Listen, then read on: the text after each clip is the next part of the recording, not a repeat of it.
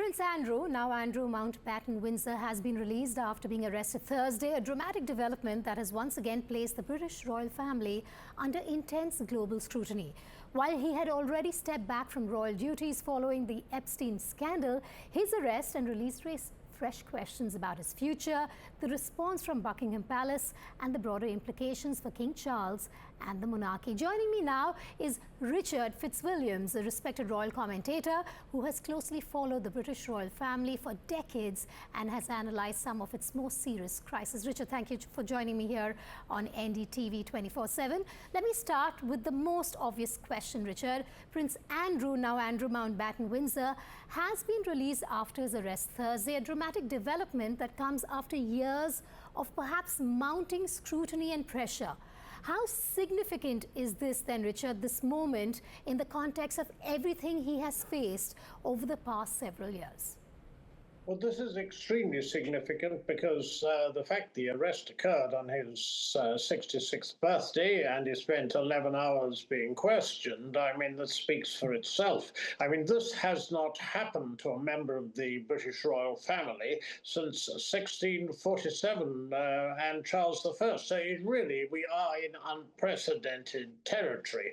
As you correctly say, there have been a variety of charges and allegations about Andrew Mountbatten Windsor. I mean, this dates back most particularly to a photograph taken in 2001. That was of Andrew Mountbatten Windsor with his arm around Virginia Roberts Giuffre, who later charged him with three occasions that he had sexually abused her. This was a civil case that she brought in the United States that subsequently was settled without liability for some £12 million.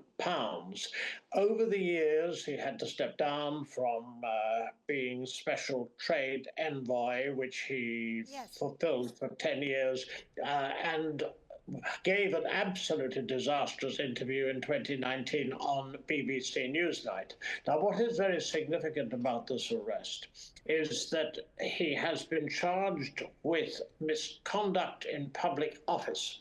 That specifically deals with the allegations that whilst special envoy, he passed information that was confidential on to the deceased paedophile Jeffrey Epstein.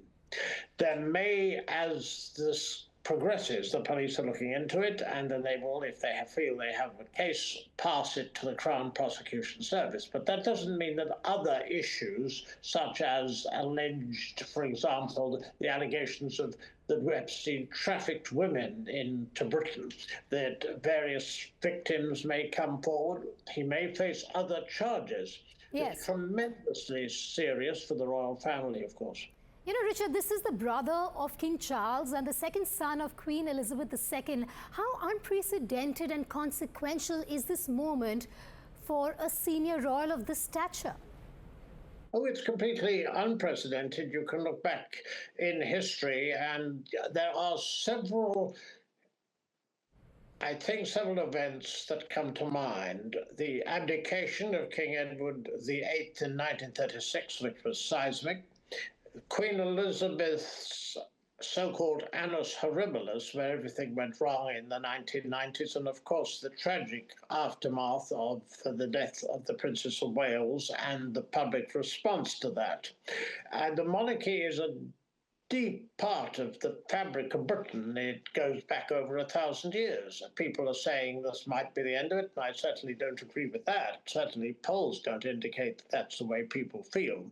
But what they do want, I think, is more transparency from Buckingham Palace. It's been very difficult for the royal family. King Charles has put out a statement saying that the law must take its course, and as you point out, it is his brother. Facts of the matter are, however, that the royal family have been on the back foot simply because when the Epstein files have been released, and we're talking about millions of documents, emails and the like, the royals haven't known what's coming next. So it's been very difficult to anticipate. But this is dramatic, and it could go to trial, in which case, for example, Andrew's ex-wife, Sarah Ferguson, person who epitomizes greed, as far as I can see. Her emails to Epstein are nothing short of atrocious. She seems to regard him as an extended member of her family. And also, conceivably, his daughters might be called on as witnesses. Andrew has consistently, Richard, denied any wrongdoing in relation to Jeffrey Epstein and has maintained his innocence. Now, how does this arrest and his subsequent release affect the credibility of those denials in the eyes of the public? The public have always thought he was guilty. His popularity rating is 6%, and that, I think, says it all, because we know that photograph that I referred to in 2001 was genuine, and there have been so many allegations, and frankly, nobody believes him. Richard, his association with Jeffrey Epstein became one of the most serious reputational crises the monarchy has faced in modern times. Has this scandal permanently defined Andrew's legacy and irreversibly damaged his standing within the royal family itself? Has absolutely no standing in the royal family. In fact, Queen Elizabeth stripped him of his patronages and military links, and he stepped down as a working member of the royal family after the catastrophic Newsnight interview. But King Charles last year stripped him of the title Prince, of his HRH. He's no longer a Garter Knight. He has still 89 to the throne and a Councillor of State, but that will almost certainly change. It has to go through Parliament and also the parliaments of the various Commonwealth countries in which King Charles is head of state. Yes. Now, even though he has been released, does the arrest itself cause lasting damage to his public standing and any remaining role he may have had within royal circles? Personally, how big a setback would you define this to be for Andrew today? Seismic. He has no future at all, and this may end up in the Crown Prosecution Service taking it further. And if it's judged guilty and put on trial, he may very well go to jail. And does this mean this is curtains down when it comes to any sort of public duties for him? He has absolutely no future because there have been so many lies. It's been proven that on Newsnight, for example, there were numerous lies. He claimed he'd cut off contact with Epstein when it's clearly proven he hasn't, and there's a great deal more to come out. All right, Richard, let's just shift focus to King Charles for a moment. What does this mean for King Charles, who has been working to stabilize and perhaps even modernize the monarchy? How difficult and sensitive is this moment, both personally and institutionally, for him? I think it's very difficult for King Charles because, of course, Andrew Mountbatten Windsor is his brother. Also, he has been unwell and is still battling cancer. He's done remarkably well, and I think people believe that the soft power of the monarchy is extremely potent. We see this in the relations between Britain and the United States under a very erratic President Trump. Also, the charitable reach, the fact that the monarchy ceremonial is beloved worldwide. It's probably the world's most high-profile institution. The problem is that this has undoubtedly made life, and you're looking foreseeably at weeks, at months. That's the trouble. It's the royals family can't get back on the initiative because they don't know what exactly they're going to be facing. And we don't know when, the moment the court case opens, if there is one, we don't know which way it will go. So how carefully then, Richard, will the Buckingham Palace now try to draw a clear line between Andrew as an individual and the monarchy as an institution? They will try very hard, and my feeling is that the British public want a monarchy.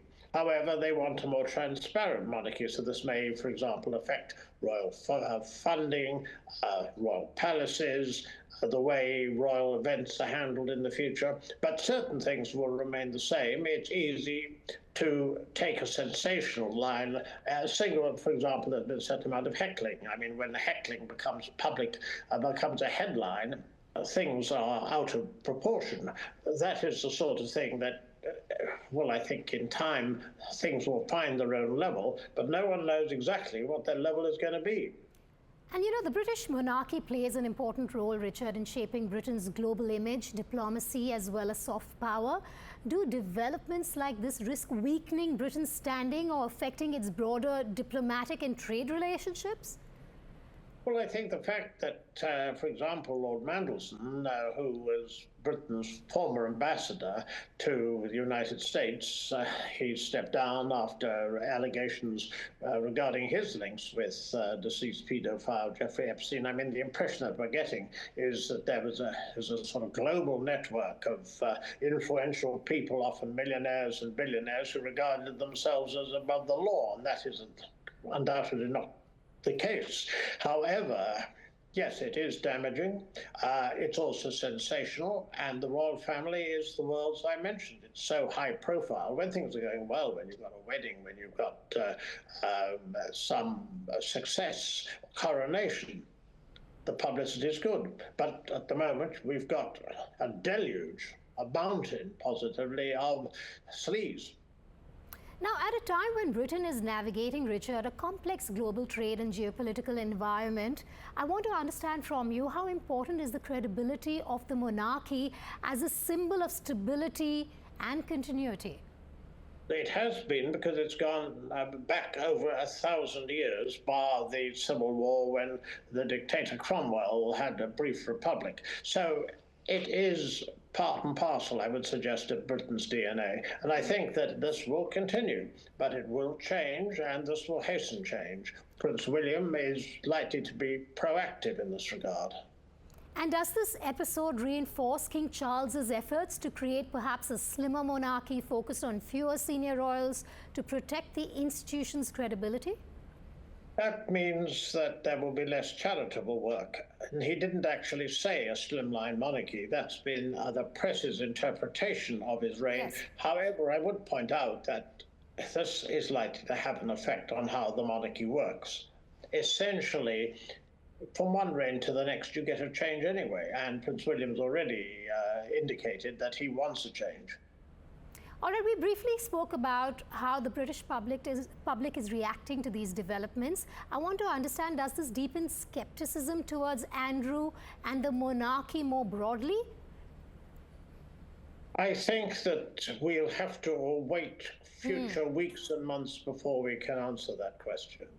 To be precise, I mean, it depends what he's charged with, if he's charged, and also, as I say, there may be a variety of allegations. There certainly have been over the years. He's been identified, and his ex-wife, with excess, with sleaze. We'll have to see what the charges are and what happens if it goes to court, and also subsequently how the monarchy deals with it. How keep calm and carry on, the mantra, will serve it well, because if you don't know what you're facing, there's nothing else you can do. And before I let you go, Richard, does this moment then mark the culmination of years of crisis surrounding Prince Andrew? And can the monarchy now move forward without lasting damage to its legitimacy, its authority, as well as its perhaps global standing?